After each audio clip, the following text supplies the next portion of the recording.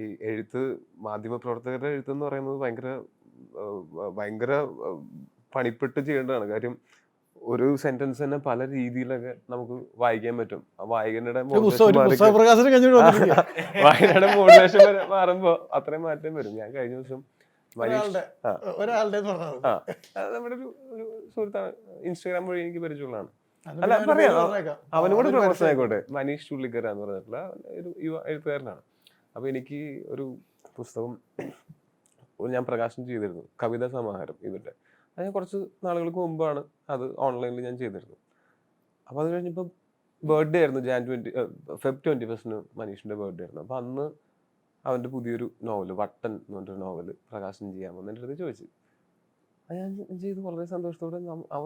ഞാൻ താമസിക്കുന്ന സ്ഥലത്ത് വന്ന് ഞങ്ങൾ ഒരുമിച്ച് ഫോട്ടോ ഒക്കെ എടുത്ത് പ്രകാശനമൊക്കെ ചെയ്തു. അപ്പോൾ അവൻ്റെ കൂട്ടുകാർ ഇത് വാർത്തയൊക്കെ കൊടുക്കാനായിട്ട് അങ്ങനെ ഒരു ചാനലിലെത്തി. ആ ചാനലിൻ്റെ വാർത്തയിൽ ഇങ്ങനെ താഴ്ത്തി എഴുതിയേക്കണം എന്ന് പറയുന്നു, മനീഷ് ചുള്ളിക്കരയുടെ പുതിയ നോവൽ വട്ടൻ പ്രകാശനം ചെയ്തു എന്ന് പറഞ്ഞിട്ട് ഞാനും അവനും കൊടുക്കണം ഫോട്ടോ. അപ്പോൾ അത് ചിലപ്പോൾ എഴുതിയ ആൾക്ക് അതിൻ്റെ ഒരു കൗതുകം കൊണ്ടായിരിക്കാം, അല്ലെങ്കിൽ ഇത് ഇപ്പം ഞാൻ വായിച്ച പോലെ ആയിരിക്കില്ല. അതായത് മനീഷ് ചുള്ളിക്കരയുടെ പുതിയ നോവൽ വട്ടൻ പ്രകാശനം ചെയ്തു എന്ന് പറയുന്നതിന് ചെറിയൊരു പോസിന്റെ വ്യത്യാസമുണ്ട്. പക്ഷെ അതാണ്, അത്രയും സൂക്ഷിച്ച് വേണം ശരിക്കും പറഞ്ഞാൽ എഴുതാൻ. ശരിക്കും ഞാൻ പറഞ്ഞു, ഞാൻ ആ കഥയൊന്നും പൂർണ്ണമായിട്ടും നാരദൻ്റെ പറഞ്ഞിട്ടുണ്ടോ എന്ന് എനിക്ക് ഇപ്പോഴും അറിയാമല്ല. പക്ഷെ എന്നാലും എന്തായിരുന്നു നാരദൻ്റെ കഥ കേൾക്കുമ്പോൾ ടോവിക്ക് തോന്നിയത്?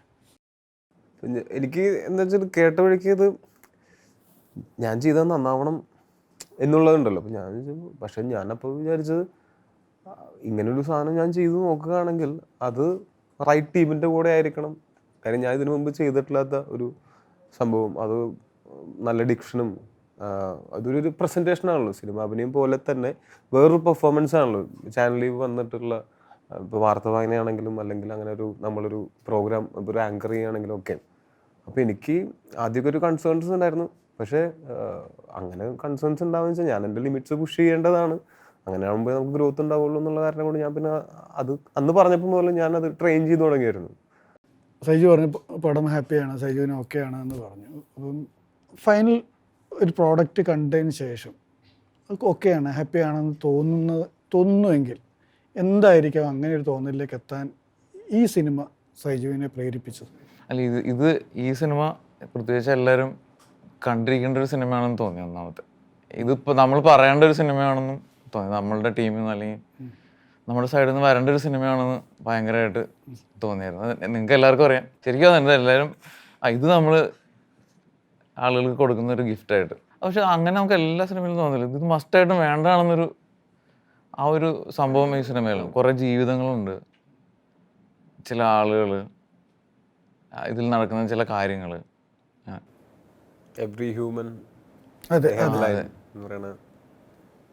പടം ഗ്രേഡിങ്ങും എല്ലാം കഴിഞ്ഞ് അവസാനം ഒരു ഫൈനൽ ഔട്ട് നമ്മൾ ഒന്നിച്ചാണ് കണ്ടത് പടം. ജാഫറിന് ഒരാളത്തെ പടം എന്നുള്ള നിലയ്ക്ക് ഈ സിനിമ എങ്ങനെയാണ് നാരദനെ ജാഫർ കാണുന്നത്? സ്വന്തം വർക്ക് ഞാൻ എപ്പോൾ ചെയ്താലും കുറച്ച് ചെയ്തിപ്പോൾ കംപ്ലീറ്റ് ആയി എന്ന് തോന്നിക്കഴിഞ്ഞാൽ 2 ദിവസം കഴിഞ്ഞ് നോക്കി കഴിഞ്ഞാൽ കുറച്ചും കൂടെ നന്നാക്കായിരുന്നു എന്നുള്ളൊരു എല്ലാത്തിനും വരാറുണ്ട്. കംപ്ലീറ്റ് ആണെന്ന് അപ്പം തോന്നിയാലും കുറച്ച് കഴിഞ്ഞാൽ കുറച്ച് ഇവിടെ വർക്ക് ചെയ്യായിരുന്നു എന്നൊക്കെ എപ്പോഴും തോന്നാറുണ്ട്. പിന്നെ നാരദൻ ഈ സ്കെയിൽ പടമല്ല പ്രതീക്ഷിച്ചിരുന്നത്, ആദ്യം പറഞ്ഞ പോലെ തന്നെ. ചെയ്തു വന്നപ്പോൾ ഹാപ്പിയാണ്. പിന്നെ എന്ന് വെച്ചാൽ സിനിമാറ്റോഗ്രാഫി സൈഡാണെങ്കിലും ആഷിഖേട്ടൻ ആദ്യം പറഞ്ഞ ഈ ഒരു ടീം സെറ്റ് ആദ്യം ഇപ്പോൾ എൻ്റെ സിനിമാറ്റോഗ്രാഫി ടീം നല്ല ടീമായിരുന്നു.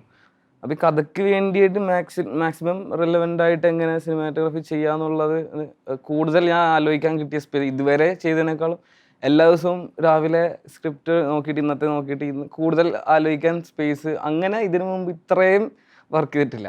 അതുപോലെ എല്ലാവരുടെ അടുത്തും ഇപ്പോൾ ഉണ്ണിച്ചേട്ടൻ്റെ അടുത്താണെങ്കിലും എല്ലാ ഇതുമായിട്ട് റിലേറ്റഡ് മാസ്റ്ററായിട്ട് ഓരോ സീനിനും പോയിട്ട് കോസ്റ്റ്യൂം ചെക്ക് ചെയ്യുമായിരുന്നു.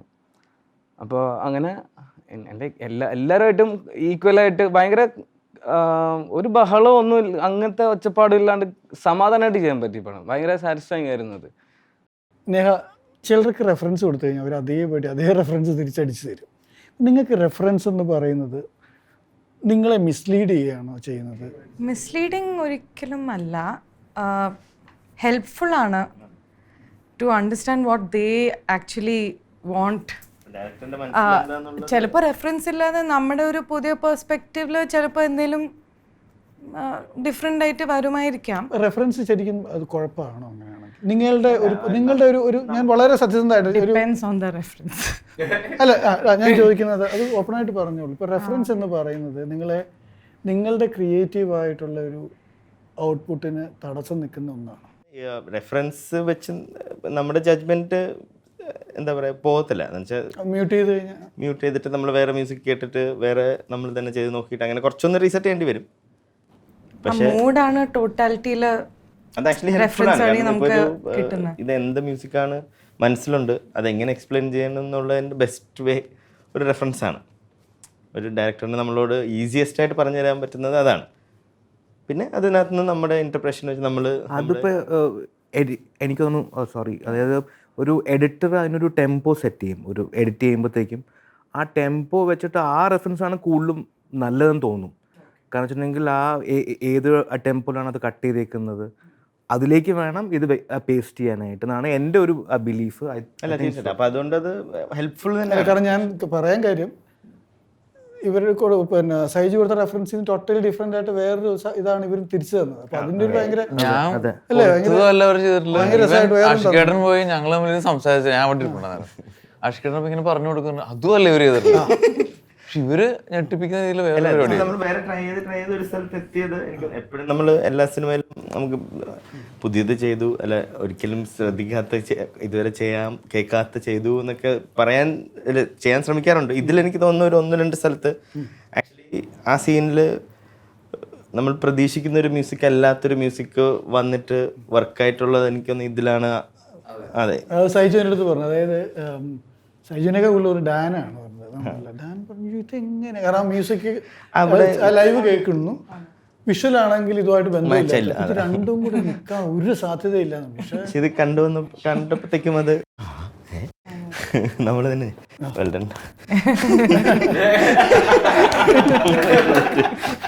ഈ റാപ്പ് സോങ് അതൊരു ഭയങ്കര ഇൻട്രസ്റ്റിംഗ് ആയിട്ടുള്ള ഒരു എത്ര സമയം എടുത്തു ഇത് ചെയ്യാൻ വേണ്ടിയിട്ട്? കുറച്ച് വേർഷൻസ് ചെയ്തായിരുന്നു. ചെയ്തു.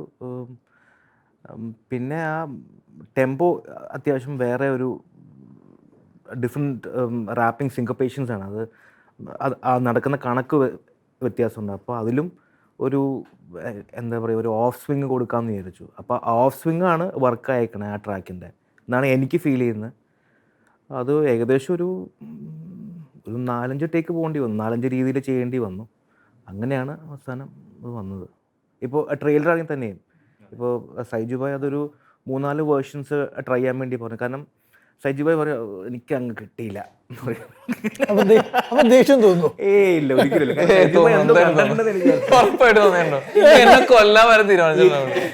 എനിക്ക് തോന്നിയില്ല. കാരണം വെച്ചിട്ടുണ്ടെങ്കിൽ സൈജു ഒരു എൻ്റെ അടുത്ത് എങ്ങനെയിരിക്കും സൈജു എന്ത് പറ്റി? ഒന്നുമില്ല, മിക്കവാറും സേഗു എന്നെ കൊല്ലാൻ. ഞാൻ ചെന്ത് പറ്റി ഭയങ്കര ഞാൻ അതെ കുറച്ച് വർക്കായിട്ടില്ല എന്ന് പറഞ്ഞിട്ട് ഞാൻ അതും ഒന്നും ചെയ്യാൻ പറ്റില്ല. അതെന്തോ സൈജു ഭായ് കണ്ടിരുന്നു അതിൽ. അപ്പൊ അതെന്താന്ന് എനിക്ക് ഒന്നും അറിയണമായിരുന്നു. പിന്നെ അവസാനം അതൊരു എത്തി, നമ്മുടെ സ്ഥലത്ത് എത്തി. അവസാനം അത് നല്ല അടിപൊളി. അത് ആ ട്രെയിലറിൽ യൂസ് ചെയ്ത പല സാധനങ്ങളും നമ്മളും യൂസ് ചെയ്തിട്ടുണ്ട് സ്കോറിൽ. പോളിസിയാണ് അത്. അതൊരു ആൾക്കാർ കേൾക്കാൻ പോകുന്നത് നമ്മുടെ ബെസ്റ്റ് ആയിരിക്കണം. ശരിക്കും ട്രെയിലർ മ്യൂസിക്കിനാണ് ഏറ്റവും സമയം എടുത്തത്. അവസാനം അടിപൊളി. പ്ലോട്ട് ഒന്നും മാറിപ്പോരുത്. കാരണം you don't want to do something which is അല്ല മാച്ച് ആവാത്തതും ഒന്ന് ബഹളം വെച്ച് ഒച്ച ഉണ്ടാക്കി അതിന് പകരമായിട്ട് ഒന്നും നിന്ന് പോകുന്ന രീതിയിലായിരുന്നു വേണ്ടിയിരുന്നത്. Which I think has a good compound. റോണക്സിൻ്റെ അടുത്ത് എനിക്ക് തോന്നുന്നത് കഥ പൂർണ്ണമായിട്ടും സിനിമയിൽ സാധാരണ ആളുകൾ പറയാറുണ്ടോ ഇങ്ങനെയാണ്? ഉണ്ട്. ഈ റോണക്സിൻ്റെ സ്റ്റേറ്റ് അവാർഡ് കിട്ടിയിട്ടുണ്ടോ? ഉണ്ട്. ഏത് പടമായിരുന്നു? മേരിക്കുട്ടി.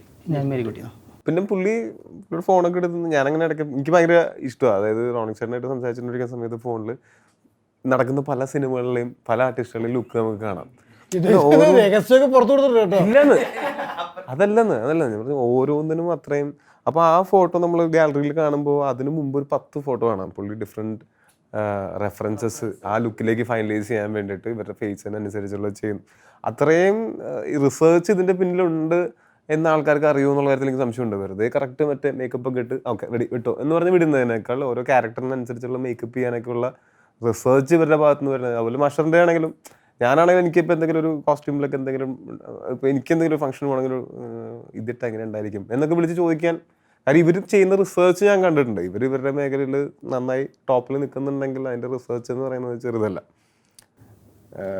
റിസർച്ച് ഭയങ്കരമാണ്. ഒരാൾ ഇപ്പുറത്ത് നിന്ന് മോണിറ്ററിൽ നോക്കി എന്നിട്ട് പറഞ്ഞു കൊടുക്കും, ഇങ്ങനെയാണ് ഇത് ഈ ആംഗിൾ വരുമ്പോഴേക്കും അറിയുന്നുണ്ട് കറക്റ്റ്. എനിക്ക് കാണാൻ പറ്റില്ലല്ലോ ക്യാമറയിൽ ഇങ്ങനെ എന്നെ. അപ്പൊ ഇവരാണ് കണ്ടിട്ട് ഇവർ പറയുന്നത്. ഈ കണ്ണാടി നോക്കിയാലും എനിക്ക് തലയുടെ ബാക്കൊന്നും കാണാൻ പറ്റില്ലല്ലോ. ഇവർ കൃത്യസമയത്ത് ഫുൾ ടൈം. പക്ഷേ മഷറിന് നാരദൻ എന്ന് പറഞ്ഞു, മഷർ ഒരുപാട് സിനിമകൾ പ്രത്യേകിച്ച് മലയാളത്തിൽ എണ്ണപ്പെട്ട പല സംവിധായകരുടെയും സിനിമകൾ ചെയ്തുകൊണ്ടിരിക്കുന്ന ഒരാളാണ്. മഷറിന് എന്തായിരുന്നു നമ്മളുടെ നാരദൻ എക്സ്പീരിയൻസ്? നമുക്കങ്ങനെ ഒരു ഇപ്പോൾ ഒരു സെറ്റിലാണെങ്കിലും അങ്ങനെ ഒരു ഇത് തോന്നിയിട്ടില്ല. ഭയങ്കര ഒരു പേടി പോലെ അല്ലെങ്കിൽ ഭയങ്കര പേടി തോന്നുന്ന സെറ്റുകളുണ്ടോ? അങ്ങനെയല്ല. നമുക്ക് ചില ഇല്ല ചിലത് നമുക്കൊരു ഇതുണ്ട് അവർക്ക് ചെയ്യുന്ന എല്ലായിടത്തും വർക്കിംഗ് അറ്റ്മോസ്ഫിയർ ഒരുപോലെ ആവില്ല. ഒരേപോലെ ആവില്ല. അവർക്ക് ചിലപ്പോൾ നമ്മൾ ചെയ്യണത് ഇഷ്ടമാവോ എന്നൊക്കെയുള്ള ഒരു പേടി ഉണ്ടാവില്ലേ അവർക്ക്. ഓക്കെ ആവോ നമുക്ക് ഇവിടെ കുറച്ചും കൂടി ഭയങ്കര ഫ്രീഡം ഉണ്ടായിരുന്നു എന്ന് പറഞ്ഞാൽ എല്ലാ കാര്യത്തിലും. ഇപ്പോൾ ആഷിഖേട്ടൻ്റെ അടുത്ത് കാര്യങ്ങൾ ഡിസ്കസ് ചെയ്യാൻ നമുക്ക് അങ്ങനെ ഒരു നമുക്ക് എന്തും പോയിട്ട് പറയാം, റെഫറൻസ് കാണിക്കാം, എന്ത് റെഫറൻസും. അപ്പോൾ അത് ആഷിഖേട്ടൻ നോക്കെ ആണെങ്കിൽ അങ്ങനെ ഒരു ഭയങ്കര ഒരു സ്പേസ് ഉണ്ടായിരുന്നു ഈ പടത്തിൽ. അല്ല അതൊരു ഒരാൾക്ക് കിട്ടുന്നത് നല്ലതാണോ? നിങ്ങളുടെ ഒരു ക്രിയേറ്റിവിറ്റിയെ കൂടുതൽ ഗുണം. പിന്നെ ഭയങ്കരമായിട്ട് നമുക്ക് നമ്മളതായിട്ടുള്ള ഐഡിയാസ് ഭയങ്കരമായിട്ട് ഷെയർ ചെയ്യാമല്ലോ. അപ്പോൾ ചില ആൾക്കാർ അവരൊരു ഇത് പറഞ്ഞിട്ട് അത് നമ്മൾ ചെയ്തു കൊടുക്കുന്ന. അപ്പം ഇവിടെ എനിക്ക് തോന്നുന്നത് ആഷിഖേട്ടൻ ഫുൾ നമ്മളെടുത്ത് തന്നെയാണ് ചെയ്യാൻ കാണിക്കുക ലുക്ക്. പിന്നെ ജാഫർ ഞങ്ങൾ രണ്ടുപേരും കൂടിയായിരുന്നു ലുക്കും കാര്യങ്ങളും. ഒരു സെൻ്റെ അടുത്ത് വന്നിട്ട് നമ്മൾ ഫ്രഞ്ച് ടോസ്റ്റിൽ ഇരുന്നിട്ട് ഓരോ ക്യാരക്ടേഴ്സിൻ്റെയും കാര്യങ്ങളും അവർ ആക്സസറീസ് ഫുഡ് ബൈസ് ഇത് കുറേ കൂട്ടുകാർ തമ്മിലുള്ള വർത്തമാനമായിട്ട് നിങ്ങൾ കണ്ടാൽ മതി. ഈ സിനിമയായിട്ട് ബന്ധപ്പെട്ടുള്ള ഞങ്ങളുടെ സ്നേഹവും സൗഹൃദവും പങ്കിടുന്നു എന്ന് മാത്രമേ ഉള്ളൂ. സിനിമ കാണുക, അത് നിങ്ങൾക്കിഷ്ടമാവുമെന്നാണ് ഞങ്ങളുടെ പ്രതീക്ഷ. നന്ദി.